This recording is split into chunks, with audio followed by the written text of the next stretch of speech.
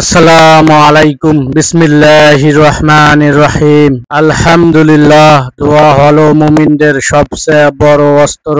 আল্লাহ তাআলা বলেছেন, তোমরা আমাকে ডাকো, আমি তোমাদের ডাকে সাড়া দেব।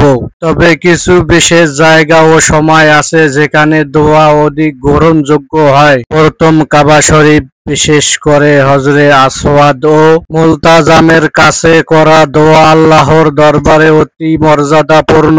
দ্বিতীয়, মাকামে ইব্রাহিম, নামাজ শেষে আন্তরিকভাবে করা দোয়া খুব কবুল হয়। তৃতীয়, মসজিদে নববী, বিশেষ রাসূল সাল্লাল্লাহু আলাইহি ওয়াসাল্লামের রোজা মোবারক সামনে দাঁড়িয়ে করা দোয়া রয়েছে অসীম ফজিলত। চতুর্থ, আরাফাত ময়দান, হজের দিন এখানে করা দোয়া সবচেয়ে উত্তম দোয়া হিসাবে ঘোষণা করেছেন প্রিয় নবী হযরত মুহাম্মদ সাল্লাল্লাহু আলাইহি ওয়াসাল্লাম। পঞ্চমতম, মুজদালিফা ও মিনার মাঠ, এখানেও বান্দার দোয়া আল্লাহ তাআলা কবুল করেন। প্রিয় দর্শক, এই সব স্থানের পাশাপাশি আল্লাহর প্রতি সম্পূর্ণ ভরসা রেখে যে কোনো জায়গায় আন্তরিক দোয়া করলে তিনি অবশ্যই সাড়া দেন। আসুন আমরা সুযোগ পেলে এই পবিত্র জায়গাগুলিতে দাঁড়িয়ে দোয়া করি এবং আল্লাহর কাছে আমাদের সব চাওয়া পাওয়া পেশ করি।